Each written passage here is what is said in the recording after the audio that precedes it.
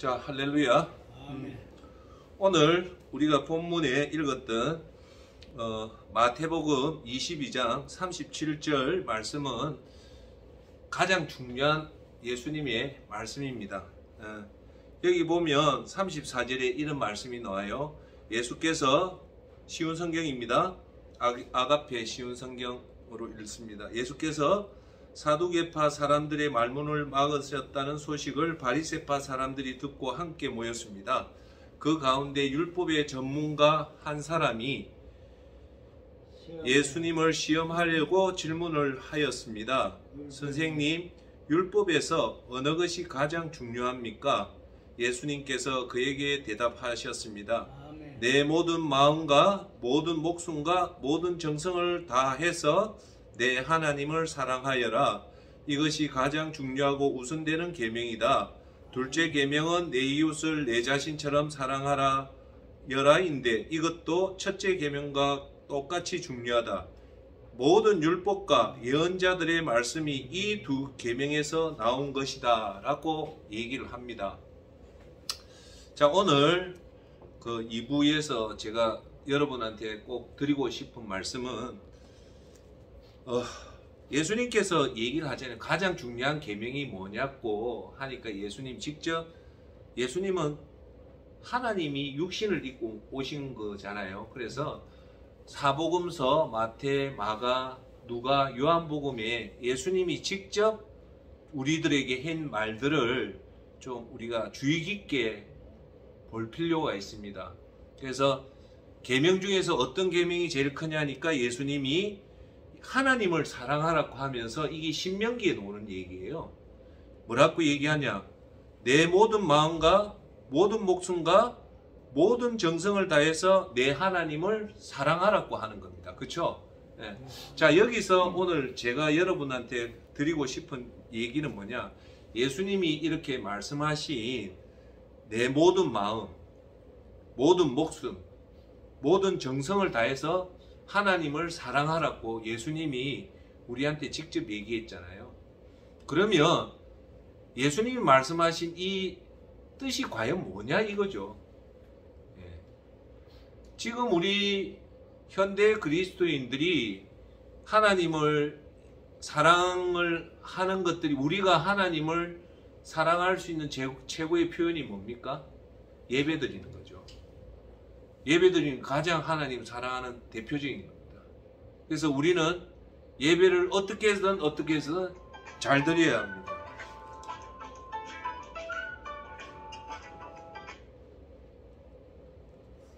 자, 그러면 오늘 제가 여기 계신 선생님들한테 드리고 싶은 말씀은 예배를 일주일에 몇 번 드려야 되겠습니까? 결론은 얘기할게요.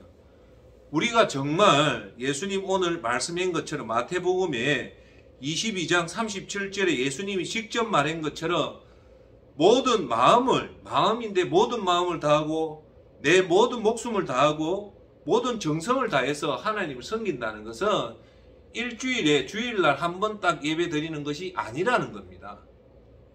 예. 그러면 이 말씀대로 한다면 최소한 내가 볼 때 하루에 한 번은 드려야 된다는 겁니다.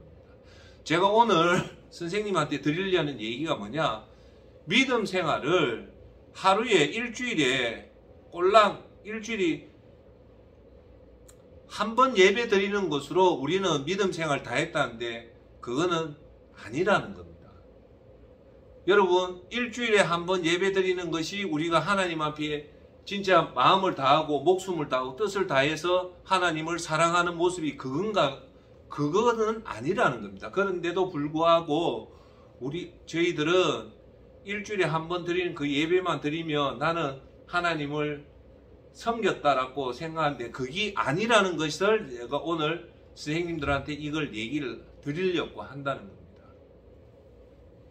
제가 여러분들한테 결론적으로 말씀드리고 싶은 거는 적어도 선생님 연세가 되고 하면 최소한 하루에 한 번은 예배를 드려야 됩니다. 그러면 하루에 한 번 드린다는 것이 드리려면 어떻게 해야 되냐? 새벽 기도에 나가서, 교회 나가서 드리라는 겁니다. 집에서 드리는 것도 좋지만 예수님이 말씀하셨잖아요. 모이는 것에 힘쓰라 했잖아요. 그러니까 부지런히 하나님 앞에 예배드리는 것에 여러분이 정성을 다해야 된다. 나중에 다 설명을 하겠습니다. 결론부터 얘기하면 우리가 믿음 생활을 하면서 하나님 앞에 드렸던 모든 것은 절대 허수가 아닙니다. 하나님은 반드시 하나님 앞에 그 모든 정성을 드리고 하나님을 기쁘게 하며 하나님 반드시 우리에게 복을 주신다 안 주신다? 주십니다. 그것이 여러분들이 체험이 되고 그것이 여러분들의 확신이 들면 여러분들은 저와 여러분들 정말 하나님을 최선을 다해서 섬길 수 있다는 겁니다. 그 단계에 못 가니까 정말 여러분들의 신기록들이 정말 하나님을 위해서 내가 온전하게 일주일 내내 하나님 앞에 목숨을 다하고 뜻을 다하고 마음을 다해서 했던 그런 신기록들이 과연 어느 정도 있냐 이거죠. 대부분은 주일날 예배 한번 드리고 그것으로 끝이라는 거예요. 그러면 우리 속에 와 있는 성령님은 절대 성령의 충만함을 못 받습니다.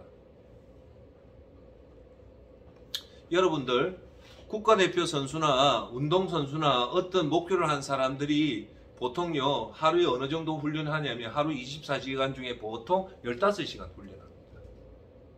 제가 오늘 여러분한테 꼭 드리고 싶은 말씀은 하루에 1시간 정도 하나님 앞에 시간 드리는 거 가지고 턱없이 부족하다.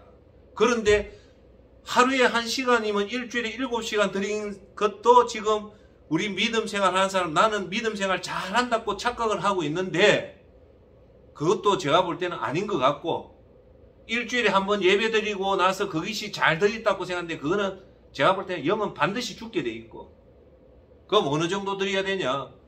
말씀대로 오늘 말씀대로 내 모든 마음을 다하고 목숨을 다하고 정성을 다해서 하나님 섬겨야 된다. 그럼 하센터장 이런 말이에요. 하센터장 묵고 사는데 어째 묵고 사노? 그렇게 얘기를 하잖아요. 자기가 경험을 안 해보니까. 그거는 내 나중에 말씀을 드리고 여러분들 하나님 앞에 세상 사람은 제일 우선이 뭡니까? 돈을 벌고 돈 버는 게 제일 중요하잖아요. 그 돈 벌어서 자식들 교육 잘 시키고 그렇게 하는 게 최고라 하잖아요. 그러면 우리는 세상 사람입니까? 예수님 믿는 그리스도인입니까? 그리스도인이죠. 그리스도인은 우선은 돈 버는데 목숨 바치면 안 됩니다. 혹시 내가 그리스도인인데 불구하고 자기 자신은 알 거잖아요. 자기 자신은 알잖아요. 내가 하루 중에 내 삶 중에 제일 중요한 게 돈이 우선이라면 그리스도인으로서 볼 때는 제가 볼 때는 안일 공산이 큽니다. 왜? 그리스도인은 성경 어디를 봐도 돈 열심히 벌으라는 말이 없음에도 불구하고 지금 우리나라나 모든 사람들 보면 돈 버는데 혈안이 돈 버는 정도가 이거 혈안이라고 얘기하잖아요. 그거는 세상 사람들이 하는 거고 우리들은 그렇게 하면 안 됩니다. 그게 뭐냐? 우선순위입니다. 따라합시다. 우선순위. 세상 사람도 지혜로운 사람과 지혜롭지 못한 사람이 차가 뭐냐? 우선순위가 거꾸로 돼 있는 거예요. 정말 건강한 사람과 지혜로운 사람은 먼저 해야 될 일을 먼저 하고 나중 해야 될 일을 나중 하는 것이 우선순위를 아는 거죠. 맞죠? 네. 그렇잖아요. 우리 그리스도인은 그 우선순위의 제일 첫째는 뭐냐? 하나님을 사랑하는 거예요. 하나님을 사랑하는 것을 어떻게 사랑하냐? 해야 되냐면 예수님이 말씀했다시피 마음을 다해라는 거예요. 그리고 목숨을 다하고 정성을 다해라. 그것을 우선적으로 하고 나서 그 다음 제 세상 일을 하라는 겁니다. 세상 일을 할 때 어떻게 해야 된다? 최선을 다해서 해라는 겁니다. 할렐루야. 그 우선순위를 지키라는 겁니다. 그런데 하나님을 사랑하는 그것에 목숨을 다하라는 건 뭐냐? 그대로 얘기하면 제대로 새벽 기도를 나가는 거고 우리가 믿음 생활을 한다는 말은 성령의 충만함을 받고 영을 강하게 시키는 거 아닙니까? 그죠? 맞아요? 안 맞아요? 맞습니다. 우리는 운동선수처럼 운동을 해서 실력을 쌓는 게 아니고 성령의 충만함을 받기 위해서 제가 질문해 볼게요. 성령의 충만함을 받을 수 있는 방법은 세 가지밖에 없습니다. 자다 깨어나도 이 세 가지 방법 말고는 없어요. 그 첫 번째가 예배를 제대로 드리는 거예요. 두 번째가 제대로 기도하는 거예요. 성령님의 도움을 받아서. 세 번째가 하나님 말씀을 제대로 읽고 하나님 말씀을 제대로 들어야 돼요. 요 세 가지를 안 하면 믿음 활동이 안 된다는 거예요. 단 이 세 가지의 단서 조건은 뭐냐면요. 여러분 따라합시다. 제대로 해라는 거예요. 제대로의 반대는 뭘까요? 형식적으로 건성건성. 제대로가 아닌 반대는 이거죠. 예배 와서 제대로 예배를 안 드리면 그냥 자든지 딴 생각하든지 스마트폰을 본다든지 이거는 예배가 아닌 거예요. 예배는 내가 정말 집중해서 하나님 말씀을 듣고 하나님 앞에 기도하고 하나님 앞에 찬송을 제대로 드리는 거잖아요. 맞죠? 근데 찬송을 부를 때 자꾸 엉뚱한 생각하고 하나님 말씀 들을 때 엉뚱한 생각하고 한두 번 되는데 그 예배 때마다 그거 들으면 그거는 헛방입니다. 제가 항상 헛방은 절대 결과가 안 나와요.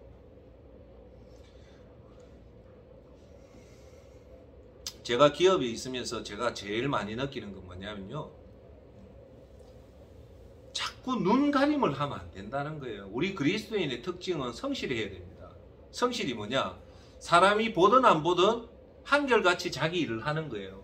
그런데 위에 분들은 그걸 모르냐? 다 압니다. 이 사람이 일을 제대로 하는지 안 하는지 사람 보는 데서 열심히 하고 사람 안 보는 데 열심히 안 하죠. 그게 안 드러날 것 같냐면 다 드러납니다. 알게 돼 있어요. 그래서 그리스도인이 직장에서 인정받는 이유가 그겁니다. 정직하고 성실하니까. 아, 저놈 진짜 맞구나. 그래서 다시 들어오면 제대로 해라는 거예요. 제대로. 제가 하고 싶은 얘기는 뭐냐면 보통요.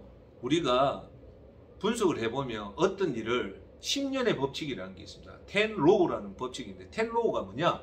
어떤 일이든 10년만 하면 대부분 전문가의 반열에 올라선다는 겁니다. 어떤 일이든 풀빵 굽는 일이든 옷을 만드는 일이든 요리를 하는 일이든 어떤 일이라도 그 한 일을 10년 동안 꾸준하게 하면 뭐가 된다고요? 전문가가 된다는 겁니다.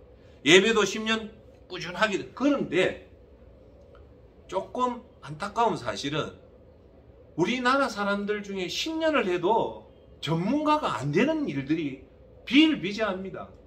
10년에서 그 회계 부분을 맡은 사람, 마케팅 부분을 맡았던 사람, 기획을 맡은 분, 아니면 식당 하는 사람이 10년이 됐는데도 불구하고 전문가가 안 되는 이유가 뭘까요? 그거는요. 제가 질문은 제가 하고 답은 제가 하지만 그 이유는요. 제대로 일을 안 해서 그래요. 제대로 일을 안 하고 쉽게 말해서 시간을 때운다든지 사람 눈속임만 하고 10년을 지나면요. 처음 했던 일이나 10년 했다 똑같다는 거예요. 그러니까 우리는 시간을 많이 보냈다는 게 중요한 게 아니고 나는 교회 10년을 다녔다는 것이 중요한 게 아니고 나는 장로가 중요한 게 아니고 권사가 중요한 게 아니고 목사님이 중요한 게 아니고 제대로 신앙생활을 하는 것이 훨씬 더 중요하다는 겁니다. 자기가 교회 10년 다니는데 제대로 10년을 안 다니면 신앙은 절대 성숙하지 못한다는 말은 더 쉽게 말하면 영의 세계를 우리 믿음의 세계는 사실은 육의 세계가 아니고 영에 의해서 육체를 지배하는 관계이기 때문에 메커니즘이기 때문에 우리는 육보다는 영에 대해서 생각에 대해서 아주 철저하게 관리를 해야 됩니다. 자, 그래서 제가 말하는 거는 다시 돌아오면 우리가 믿음 생활을 한다는 것은 결국 영을 강화시켜서 영을 강하게 한다는 말은 말씀했다시피 성령의 충만함을 받겠다는 거예요. 성령의 충만함은 예수님의 영이 우리 속에 들어와서 그 예수님의 영이 이성을 지배하고 그 이성이 육신을 지배해서 우선순위를 바르게 가지고 산다는 거예요. 할렐루야. 아멘. 믿음 생활을 잘하는 사람은 시간의 우선순위가 명확합니다. 사랑하는 사람한테 제일 먼저 우선의 시간을 드려야 되잖아요. 그래서 첫 시간에 예배를 드리는 게 왜 중요하냐? 첫 시간에 하나님 앞에 예배 드리는 그게 하나님 기쁘게 받아들입니다. 그런데 아까 말씀했다시피 이렇게 시간을 많이 드리는 것도 중요하지만 더 중요한 거는 뭐라고요? 제대로 해라는 겁니다.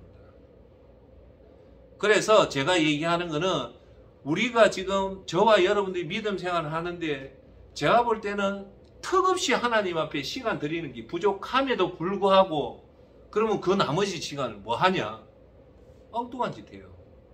텔레비 보고 뉴스 보고. 여러분, 현대인들이 텔레비 보고 뉴스 보는 이유가 뭘까요? 저는 그대로 압니다. 목표가 없어서 그래요. 시간이 남아 돌아서 그래요. 정말 인생이 바쁜 사람 드라마 못 봅니다. 텔레비 볼 시간도 없어요. 오늘 우리가 말하는 요거 그 다음 제 시편의 1편이 뭡니까? 복 있는 사람은 악인의 꾀를 쫓지 않고, 복 있는 사람 악인들의 꾀를 쫓지 않고 죄인들의 길에 서지 아니하며 오만한 자의 자리에 앉지 아니하며, 그 다음이 뭡니까? 오직 여호와의 말씀을 즐거워하여 여호와의 율법을 주야로 묵상하는 거잖아요. 믿습니까? 자, 그러면 우리가 여호와의 율법을 주야로 묵상한다는 것이 어떤 의미일까요? 네? 즉 쉽게 말해서 하루에 한 10분을 성경을 읽는 것이 주야로 묵상하는 걸까요? 아니죠. 성경은 뭡니까? 주야라는 말은 하루 종일 하나님 말씀을 가지고 깊게 묵상을 해라. 생각을 깊게 들어가라는 말 아닙니까? 그렇죠? 그런 사람을 성경에서는 시편에서 복 있는 자라 했잖아요. 즉 오늘 예수님 말씀했던 그 얘기하고 똑같잖아요. 목숨을 다하고 뜻을 다한다는 것은 자기의 시간을 온전하게 하나님 앞에 드린다는 거잖아요. 할렐루야. 그런데 우리가 지금 그렇게 드립니까? 안 드려요. 제가 볼 때 믿음 생활에 제일 지금 그 문제는 뭐냐면 하나님 앞에 턱없는 시간을 드리는 거예요. 너무 적은 시간을 드리는 거예요. 하루에 최소한 내가 볼 땐 제대로 하나님 앞에 5시간만 드리면 문제없어요. 근무 시간 8시간 빼면 5시간 충분히 나옵니다. 그런데 여러분, 그런데 왜 우리가 하나님 앞에 이렇게 시간을 못 드릴까요? 그러니까 그렇게 그 중요성을 모르니까 믿음 생활을 10년을 하든 20년을 하든 기가 막힙니다. 선교사님 대부분 그렇지 않지만 선교사님, 목사님, 뭐 교육자들 얘기 들어보면요, 신앙이요 막 엉망진창입니다. 안 그런 분이 훨씬 더 많지만 왜 그럴까요? 신앙의 본질을 몰라서 그래요. 믿음의 본질, 영의 세계를 모르고 육의 세계만 갇혀 있으니까 거기에 눌려 있는 거죠. 자, 제가 여러분한테 하나 말씀드릴게요. 하나님이 우리한테 준 최고의 선물이 뭐라고 생각합니다? 많은 게 있겠죠. 그죠? 하나님이 우리한테 준 최고의 선물은요, 제가 볼 땐 자유의지입니다. 뭐라고 해? 자유의지. 자유의지의 반대는 뭡니까? 로버트죠. 하나님은 우리한테 자유의지를 줬습니까? 안 줬습니까? 자유의지를 줬기 때문에 내가 오늘 일로 갈지 절로 갈지 내 마음대로 선택을 할 수 있는 게 그게 자유의지잖아요. 그래서 하나님 자유의지를 줬기 때문에 아담과 하와가 선악과를 따먹게 되잖아요. 그렇잖아요. 근데 만약에 하나님이 인간한테 자유의지를 안 줬다면 사람은 로봇이죠. 왜? 하나님 시킨 대로 가야 되니까 우리 의지가 없어요. 근데 우리는 지금 내가 오늘 이 예배에 참석하고 안 하고는 내 자유잖아요. 그렇죠? 그걸 자유라 하잖아요. 여러분들은 오늘 여기 예배 참석하러 온던 이유가 내 의지에 의해서 간 거지 간에서 간 게 아니잖아요. 맞습니까? 네. 자, 그래서 우리가 자유의지가요, 이 양날의 칼이 됩니다. 왜 양날의 칼이 될까요? 예? 잘못 선택하면 사망의 길로 가니까. 믿음을 우리가 자유의지를 잘못 서면 우리가 천국 아니라 지옥 가잖아요. 맞습니까? 네. 자, 그러면 우리가 자유의지가 있다는 말에서 우리가 정말 새겨야 되는 것은 반드시 자유의지는요, 어떤 문제를 동반하냐면 선택이라는 문제를 동반합니다. 맞죠? 내 자유의지는 한다는 말은 이걸 할 것인가 저걸 할 것인가 매번 하잖아요. 그래서 사람은요, 평생에 그 미국의 그 어떤 경영학자가 해보니까 78,000번의 선택을 한답니다. 오늘 여기 저와 여러분들이 와 있는 이 모습은 모든 선택의 결과로 여기 온 거잖아요. 그 선택을 누가 합니까? 최종은? 최종 본인이 하잖아요. 그렇죠? 예. 결국은 뭡니까? 우리가 자유의지를 바르게 사용하려면 뭐를 잘해야 됩니까? 선택을 잘해야 돼요. 오늘도 내가 서면으로 갈지 아니면 저 어디를 갈지 그거는 내 선택에 의한 거 아니잖아요. 그러니까 우리 인간들이 사실은 제일 중요하게 여겨야 될 부분은 선택을 잘해야 된다. 맞죠? 그 선택은 강요를 합니까? 강요를 안 합니까? 강요를 안 하잖아요. 내가 스스로 선택을 해야 돼요. 그러면 선택을 잘하기 위해서는 어떻게 해야 되겠습니까? 선택을 잘하기 위해서. 예? 본인은 자기가 판단을 잘해야 된다. 그 말도 맞죠. 근데 선택을 잘하기 위해서는 제일 중요한 거는 뭐냐면요. 진리를 알아야 됩니다. 왜요? 진리는 변합니까? 안 변합니까? 변합니다. 진리는 안 변해요. 사람은 죽는다는 건 진리죠. 맞죠? 예수님 안 믿으면 지옥 간다. 진리죠. 절대 불변의 진리를 가지고 있는 사람은 그 선택을 바르게 합니다. 왜? 진리를 알기 때문에. 그럼 선택을 잘못한다는 말은 뒤집어 놓으면 뭐를 지금 모르고 있다? 진리를 모르고 있다. 진리는 절대 불변이기 때문에. 그러면 제가 선생님한테 물어볼게요. 선생님은 진리를 알고 있습니까? 뭐 세상 사람들이 그렇게 얘기하죠. 뭐 돌을 넣기라 하지만 제가 오늘 얘기하는 건 이 중요한 얘기입니다. 우리는 인간은 자유의지를 가졌기 때문에 태어나는 순간부터 죽을 때까지 선택의 연속이다. 그 선택을 어째 하느냐에 따라서 내 인생의 결정이 생사 여탈이 어디에서 결정한다? 돈이 많은 것도 아니고 경험이 많은 것도 아니고 학력이 높아서 성공하는 게 아니고 결국은 쉽게 얘기하면 선택에 의해서 결정된다. 좋은 선택을 하면 그 좋은 선택의 결과를 얻고 나쁜 선택을 하면 나쁜 선택을 얻는다.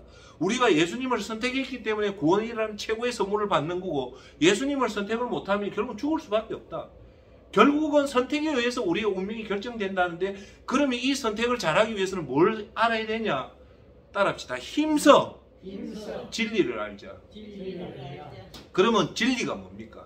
진리는 성경에서 명확하게 얘기를 합니다. 예수님이 그러죠. 내가 곧 길이요 뭐요? 진리요 생명이니 나로 말미암지 않는 자는 아버지께로 올 자가 없다는 말은 뭐냐? 진리는 예수님이란 겁니다. 할렐루야. 아멘. 그러면 여러분들이 이 자유의지를 내가 평생 살면서 올바른 선택을 하기 위해서는 여러분들이 힘써 알아야 될 것은 뭐냐? 진리를 알아야 되고 더 그걸 구체적으로 뚜렷하게 하면 따라합시다. 예수님을 알자. 어떻게 알아야 된다? 힘써 알아야 된다. 그럼 예수님을 알 수 있는 방법이 뭐냐? 제일 정확하고 제일 안전하고 제일 완벽한 방법은 목사님의 이런 설교보다 더 중요한 것은 성경을 읽는 거예요. 성경을 어떻게? 제일 쉬운 성경으로 여러분 읽으면서 이 진리를 예수님의 말씀을 여러분 가슴에 다. 왜 제일 쉬운 성경을 읽어야 되냐? 쉬운 성경을 읽어야지 여러분들이 이해를 합니다. 제가 항상 성경 읽으라면서 강조하는 게 뭐냐? 개역, 개적 성경은 절대 안 된다. 여기 제 말씀 듣는 여러분들 제가 얘기할게요. 개역, 개적 성경으로 고린도전서 그리고 갈라디아서가 이해된다는 부분은 읽어보십시오.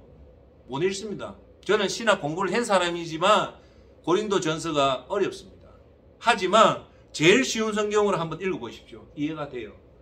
그래서 제가 항상 여러분한테 강조하는 것은 성경을 내 평생에 100독 읽었다는 게 중요한 게 아니에요. 제대로 읽는 것이 훨씬 더 중요해요. 제대로 한번 읽는 것이 그냥 어렴풋이 읽는 100독보다 훨씬 낫습니다. 제가 제일 싫어하고 제일 깜짝 놀란 게 뭐냐? 여름 방학 때, 여름 휴가 때 성경 일독하는 그 행사가 있어요. 보통 3일에, 이틀에 성경 일독하는 행사 저도 가보거든요. 제가 놀라 까무라칩니다. 왜? 그거는 성경 일독이 아니고요. 그냥 노공기처럼 틀어놔 파란데 뜻도 없이 그냥 보는 거예요. 그거 왜 해요? 그렇게 하면요. 좋은 방법이 있잖아요. 스마트폰 딱 켜놓고 하루 종일 이렇게 켜놓으면 하루에 1독은 못해도 3일 1독합니다. 문제는 그렇게 사람한테 잘 보이려고 내가 성경 몇 독했다. 그건 절대 중요한 게 아닙니다. 우리 믿음은 잘 들으십시오. 사람한테 보이는 것이 믿음이 아니에요. 그게 외식이에요. 내가 장로다. 절대 내가 험담하는 게 아니고 장로님이든 권사님이든 목사님이든 집사님이든 누구든 사람한테 보이려는 믿음은 아주 위험한 겁니다. 그거는 믿음이 잘못 끼워진 거예요. 사람을 보지 마시고 하나님을 보셔야 돼요. 우리가 왜 성경을 읽습니까? 백독 읽는다고 구원받습니까? 아니에요. 성경이 너무너무 하나님의 진리가 이 속에 있기 때문에 되는 거예요. 왜 마르틴 루터가 15세기에 종교개혁을 한 이유 중에 하나가 신부들이 거기 있는 우리 사람들한테 라틴어로 설교를 하는 거예요. 라틴어는요 못 알아듣습니다. 입만 뻑 벌려가지고 이 설교들은 뜻을 모르는데, 중요한 거는 설교 듣고 성경을 읽는 것이 아니에요. 따라합시다. 이해를 하자. 이해하자. 뜻을 알자. 뜻을 알자. 여러분 이번 요번에 이 아가페 시온 성경 읽으면서 정말 여러분들 제대로 읽었다면 왜 하수동 센터장이 이걸 읽으라는 이유를 알 겁니다. 뜻도 모르고 그냥 이거 읽어가지고 뭐 센터장님 내 20독 했습니다. 그거 헛방입니다. 그렇게 그럴 것 같으면 하지 말고 그냥 아예 하나님 말씀 듣는 게 나아요. 성경을 읽어도 차분하게 제대로 읽는 것이 훨씬 더 중요하다는 겁니다. 무슨 말인가 알겠죠? 예. 내가 성경 100독 읽었다 10독 읽었다 보다 더 중요한 거는, 그것보다 더 중요한 거는 성경을 제대로 읽고 하나님 말씀 성령의 조명에 의해서 이 말뜻을 제대로 알고 맞습니다. 그걸 가슴에 새기면서 차분차분하게 읽어나가면서 그걸 그런 방식으로 몇 독을 읽었을 때 그게 은혜가 되는 거지, 사람한테 자랑한다고 나는 뭐 14독 했다 나는 20독 했다, 그거 헛방입니다. 그런 짓 하면 안 됩니다. 아시겠습니까? 네. 그래서 우리가 이 자유 선택에 의지해서 우리가 올바른 선택을 하려면 뭐가 중요하냐면 진리를 알아야 돼. 그래서 내가 항상 하는 말, 내 백성이 망하는 이유가 하나님 아는 지식이 없어서 망한다는 이유가 그 말이에요. 여러분 구약 성경을 쭉 읽어보면요, 하나님을 제일 두려워하는 부분이 어디에서 나오는가 합니까? 그럼 성경 읽어보면 알 거잖아요. 하나님을 제일 두려워하는 부분이 나와요. 어느 부분이 나오냐면요, 지옥 아닙니까? 이스라엘 백성이요 출애굽해서 시내산에 도착해서 이제 하나님 앞에 십계명을 받을 그 부분이 그 출애굽기하고 신명기에 나옵니다. 그 장면을 보면 이스라엘 백성들이 하나님 두려워하는 게 본능적으로 나와요. 그게 우리 전 세계 지금 2022년 세계적으로 대부흥, Great Awake, 대부흥이 100년 주기로 일나요. 요한 웨슬레부터 하는데 그게 금세기에 들어와서 행기 1900년도에 영국의 웨일즈에 대부흥이 운동이 일어나는데요. 대부흥의 특징이 어떤 특징이냐면 어느 한 사람이 위대하신 성령님이 이 땅에 강림하는 것을 현현이라고 얘기합니다. 강림하는 것을 강력하게 기도를 하는 어떤 한 명이 있습니다. 보통. 그런데 그게 금세기에서는 어디서 그런 현상이 일어났냐면 제 기억 2년에 영국 웨일즈에 제가 이름 27살 분에 의해서 성령님이 임재를 합니다. 임재를 해서 그게 전 세계로 퍼져나가는데 그 영향으로 우리나라의 그 유명한 1907년 평양 대부흥 운동이 그 여파로 의해서 생기는 겁니다. 이반 로버츠입니다. 이반 로버츠라는, 여러분 성경을 아시면 여기 보시는 여러분들이 인터넷에 이반 로버츠를 치면 웨일즈 대부흥 운동이 금세기에는 이 웨일즈에서 대부흥이 일어나서 인도를 통해서 우리나라하고 그 중국을 해서 원산 대부흥, 우리 평양 대부흥 운동이 그렇게 일어나요. 그런데 제가 드리는 말씀은 뭘 얘기를 하려고 하냐면 이스라엘 백성이 시내산에서 하나님의 계명을 받을 때 그 두려움하고요, 대부흥운동이 일어났던 게 뭐냐면 하나님 성령 영이 직접 교회 안으로 닥치는 걸 느낀대요. 마가의 다락방에 보시면 마가의 다락방에 그 성령 강림을 할 때 봐보세요. 강한 급한 바람 소리가 어떻게 했다고요? 들렸다거든요. 그래 불의 혀같이 갈라지는 것이 뭐 했다? 보여졌다는 거예요. 놀라운 것은요, 성령이 눈에 들리고 보여진다는 거예요. 그래서 여러분들이 대보응운동사를 읽어보면 그때 참석했던 사람 글들을 보면 하나같이 공통점이 있어요. 1500년대 대보응이라든지 1700 대보응이든 1900년대 대보응을 보면요. 똑같은 시차가 300년 한데 그 관점은 서로가 대화도 해본 적도 없잖아요. 근데 그 보는 느낌 똑같아요. 어떤 느낌이냐면 시내산에서 모세가 하나님 계명을 받을 때 이스라엘 백성들이 느꼈던 그 두려움하고 똑같습니다. 우리들은 성령님이 오시면 좋을 것 같지만 절대 안 그래요. 그래서 구약을 보십시오. 전부 다 삼손도 그 구약 시대에 보면 하나님 본 사람들이 당장 하는 화로다 난 죽었다. 하나님 본 사람 다 죽거든요. 그런 두려움이 생기는 거예요. 하나님 앞에 그 시내산 앞에 그리고 참 특이하게 그 대보응. 저도 소원 중에 하나 성령님이 이 땅에 보응을 원합니다. 기도합니다. 그런데 그것이 내 의지로 되는 게 아니고 성령님이 그곳이 어디든지 저는 바랍니다. 그곳이 어디더라도 성령님이 임재해서 이 마지막 때 마지막으로 75억 인구들 앞에 성령님이 한번 드러나 주십시오. 제가 볼 때 이 세계를 회심시키는 방법은 그밖에 없다고 저는 그렇게 봐요. 왜? 사실은 전도는요, 인간이 하는 전도보다 이 대보응에 의해서 회심하는 숫자가 거의 대부분 기독교인이 됩니다. 우리가 사실은 기독교 역사를 보면 우리 인간이 전도하는 것은 미미해요.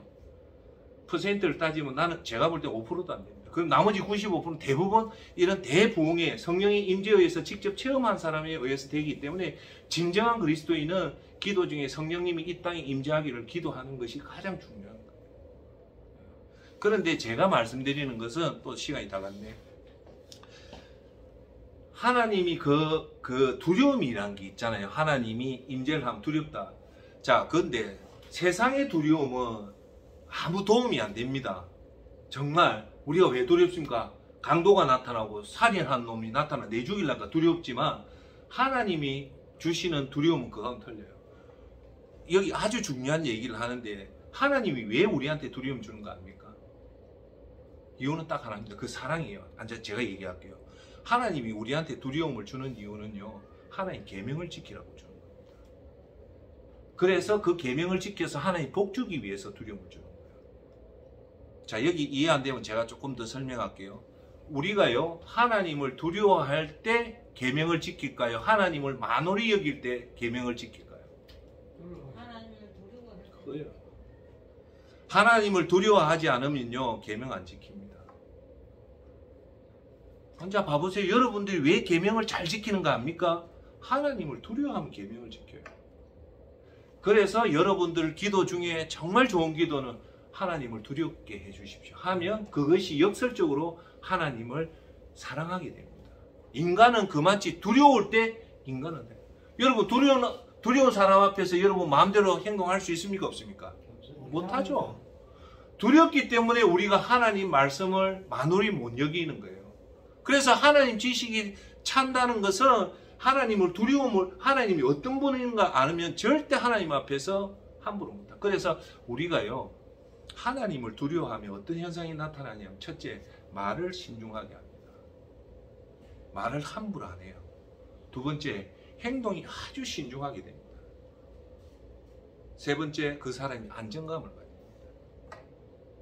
여러분 한번 꼭 한번 보십시오. 예수님이요, 하나님을 모르는 자들이 어떤 짓을 하냐면,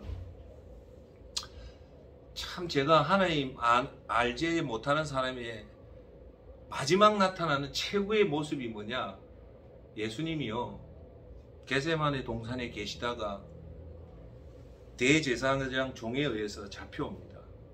그리고 대제사장 뜰에서 예수님이 어떤 봉변을 당하는가 합니다. 그 다음 제 봉변이, 두 번째 봉변이 뭐냐면 로마 병정들 앞에서 봉변을 당해요. 첫 번째, 대제사장 그 종들이요, 예수님한테 첫 번째 침을 뱉어요.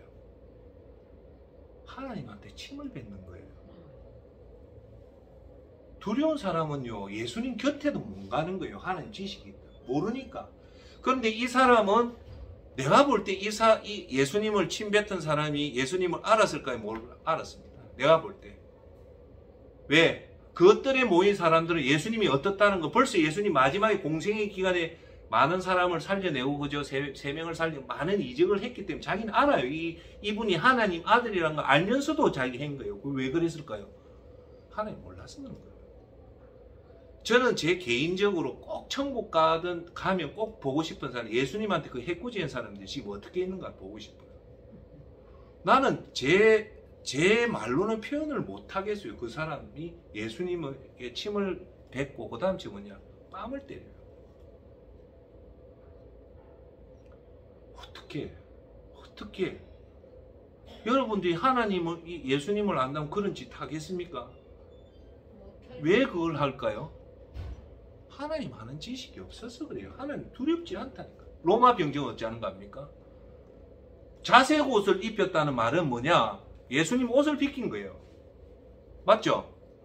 그리고 다시 예수님 옷을 입힌다 하거든요. 그러면 자 봐보십시오. 내가 스스로 옷을 벗는 게 아니고 너미에 의해서 강제적으로 옷을 벗게 짓을 때 그 굴욕감이라는 거 어느 정도인가 아시겠죠? 예수님이 내가 옷을 벗은 게 아니고 로마 병정들이, 군사들이 예수님을 강제적으로 옷을 벗긴 거예요. 벗기고 그 자색 옷을 입힌 거예요. 어떻게 그런 짓을 할 수 있을까요? 하나님인데. 거기다 가시관을 꾹 눌러 씌운 거예요. 거기다 뭐랍니까? 조롱까지 합니다. 네가 하나님 아들이가. 그러면서 때리는 거예요. 저는 성경에서 제일 참담했던 짓이 이 두 사건이라고 그래 봅니다. 그러면 로마 병정들도, 로마 군인들도 예수님이 메시아인 줄 알았을까요? 몰랐을까요? 알았습니다. 전혀 갑자기 나타난 사건이 아니거든요. 3년 동안 했기 때문에 모든 소문이 들렸기 때문에 다 알고 있었다는 거예요. 우리가요, 저와 여러분들이 정말 이 땅에 있으면서 믿음 생활 잘하려면 하나님을 두려워해야 됩니다. 그거는 진짜 우리한테 축복입니다. 우리가 하나님, 그래서 여러분 하나님을 경외하라잖아요. 하나님 경외라는 것은 두 가지 의미로 구분이 됩니다. 첫째, 하나님을 공경하는 것. 두 번째, 하나님을 두려워하는 것. 그게 공경입니다. 근데 지금은 사람들이 자꾸 하나님을, 사랑의 하나님을 보니까 하나님을 만홀히 여기는 거예요. 그래서 제가 여러분한테 강구합니다. 구약 성경을 진짜 정독을 한번 해보십시오. 하나님이 과연 여러분들이 만홀히 여긴 사랑의 하나님인지, 하나님 우리를 사랑하기 때문에 죄에서 철저하게 응징을 합니다. 그걸 한번 읽어보시면 하나님이 절대 우리가 생각하는 사랑의 하나님도 맞지만 그 사랑을 실천하기 위해서 죄에 대해서 얼마나 엄격하게 다스린다. 그걸 알면요, 우리 믿음은 강해집니다. 시간이 가서 앉아 마칠게요. 제가 오늘 주제는 하나님을 섬기려면 어리버리하게 하루에 1시간, 일주일에 한 번 예배 가지고는 그건 자답기 하나도 그건 그리스도인 아닙니다. 적어도 내가 예수님이 나를 위해서 십자가에 돌아가셨고 그 공로에서 내가 지옥을 안 간다 할 정도면 제가 볼 때 데이터 하루에 최소한 5시간은 하나님 앞에 시간 드려야 됩니다. 할렐루야. 그거 안 드리면 헛밥입니다. 저는 그래 봅니다. 그러면 그 5시간에 어떻게 시간 내냐? 텔레비 끄십시오. 여러분 세상 일 끊으면 하나님 그거 충분히 할 수 있습니다. 지 할 거 다 하고 지 먹을 거 다 하고 하면서 하나님을 발톱에 때같이 여기니까 그게 어디 믿음입니까? 네? 지금 우리 이 시대에 얼마나 그게 아예 오히려 정서화가 됐는데 최소한 여러분한테 주어진 24시간 중에 최소한 5시간은요 제대로 하나님한테 섬길 때 하나님 여러분 기쁘게 해요. 그렇다고 여러분들 굶게 하는 거 아닙니다. 그럴 때 여러분한테 더 최선을 줄 수 있는 마음을 주고 환경의 문을 열어줍니다. 인간의 노력으로 살게 됩니까? 안 됩니다. 제가 이제 60 와서 느끼는 게 인간 노력 헛방입니다. 하나님이 은혜를 부어줘야지 10년 될 일도요 하루 만에 되고요. 하루 만에 될 일도 내 힘으로 하면 100년에도 안 되는 게 세상의 법칙입니다. 할렐루야. 아멘. 제가 마지막으로 한 얘기만 하고 마칠게요.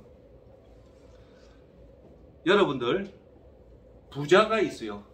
젊은 부자 50대인데 잘생겼고 돈도 많고 뭐 다 가졌어요. 그래서 자기 하고 싶은 거 다 하는 사람이 있어요. 제 주제 제가 오늘 마치는 얘기 이겁니다. 이 사람의 과연 삶의 만족도가 있을까? 아니면 50대에 그 적당한 표현이 없어서 수도사, 가난한 수도사, 가난한 사람하고 비교하기는 좀 뭐하고 즉 제 주제는 자기가 서고 싶은 대로 다 서는 사람, 하지만 하나님을 위해서 바칠 수 있는 사람, 선교사 내지 수도사하고 이 두 사람의 삶의 비교를 하면 누가 더 삶의 만족도가 높을까요? 수도사. 세상 사람들은 자다 깨어나도 이 부자를 부러워하죠. 행복하니까. 막 좋은 차 다 타고 뭐 한 60평 되는 아파트에 살고 명품 다 하고 자기 하고 싶은 거 다 하고 제일 좋은 거 음식 먹고 하니까 세상 사람 보면 최고다 이렇게 생각한다 아닙니까? 그죠? 그럼 누구도 지금 모든 현대인들한테 물어보고 이런 50대 이 최고의 부자 자산이 뭐 거의 한 1000억 되는 자산 가라면 막 자다 깨어나도 나의 영혼을 팔아서라도 나는 저 사람이 되고 싶다고 합니다. 봐보십시오. 자, 제가 질문을 드린 이 사람하고 가진 것은 하나도 없고 아무것도 없지만 수도사, 오직 하나님 영성을 위해서 자기를 바치는 그 수도사의 삶의 질이 누가 높겠냐 이거죠. 수도사. 정답은 수도사입니다. 왜요? 이 사람은 하나님 앞에 모든 것을 바치기 때문에 하나님 지켜주십니다.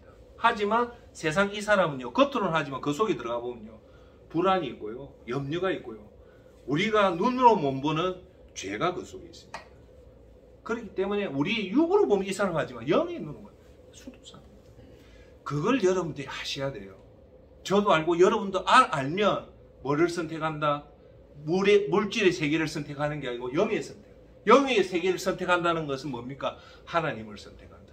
하나님 선택하면 하나님 우리를 길을 지켜주시고 인도해 주시고 도와주시고 보호해 주시고 함께해 주시고 공급해 주시기 그런 절대적 우리 한다. 자, 제가 이제 마치면서 하나만 얘기할게요. 이 부자하고 수도사하고 삶의 그걸 했을 때 누가 삶의 만족도가 높댔습니까? 수도사가 훨씬 높댔죠. 수도사는 가진 것도 없고 그것도 없었지만 그죠? 그렇지만 그 했다 아닙니까? 제가 지금 여러분한테 얘기하고 싶은 거는 이 부자하고 수도사에 적합한 사례가 있어서 제가 얘기하는 겁니다. 그 사례가 뭐냐? 1960년도 때 미국에 뭐 여러분도 잘 알다시피 마랄린 먼로라는 불세출의 스타가 있었죠. 여러분 잘 아시는. 그렇죠? 대단했다 아닙니까? 금발은 신사는 금발을 좋아해. 돌아오지 않는 강 뭐 해가.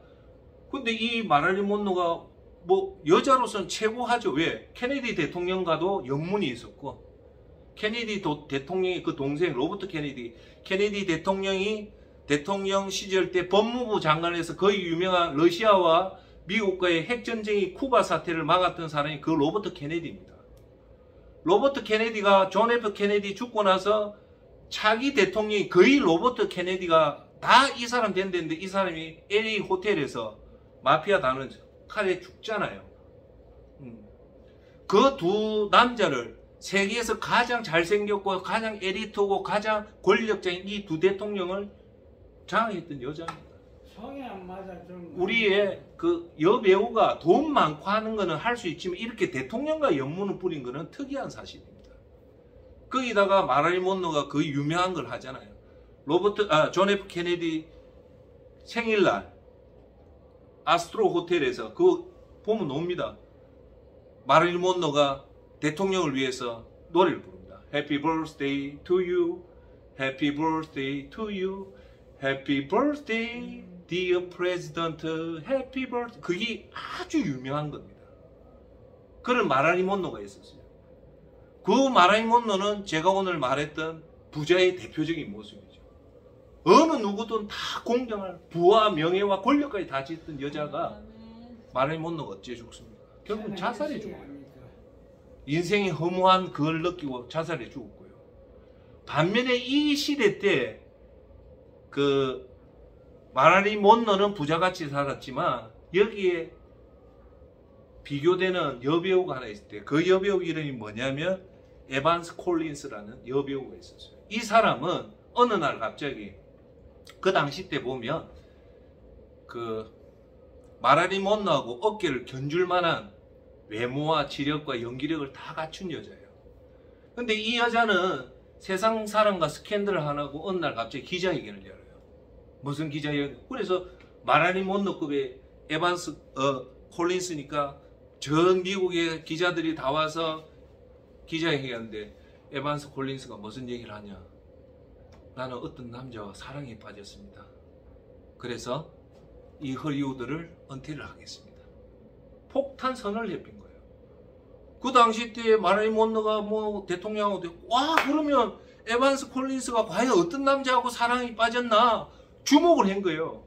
그래서 기자회견에서 콜린스 씨 누구하고 그 사랑에 빠진 그 대상이 누굽니까 하는데 에반스 콜린스가 유명한 인터뷰를 합니다. 그분은 바로 예수님입니다.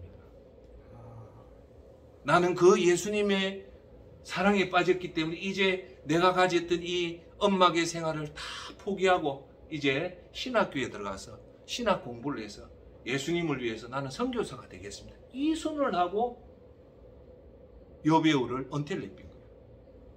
이 사건도 지금은 잘 안 밝혀지지만 미국 사회에 큰 충격을 준 거예요. 어떻게 저렇게 부와 명예를 다 가졌던 어떻게 보면 마릴린 먼로보다 더 활동이 지적인 수준이나 모든 가정 환경도 진짜 초엘리트인 이 에반 콜린스 왜 그런 선택을 했을까? 결국은요 에반 콜린스는 그 미국 신학교에 가서 거기서 남자를 만나서 우간다에 선교사로 떠납니다. 그래서 열심히 그 선교 생활하고 7년 안식년에 미국에 돌아왔는데 그때 그 빌리 그레암 목사가 이 에반스 콜린스한테 유명한 인터뷰를 합니다.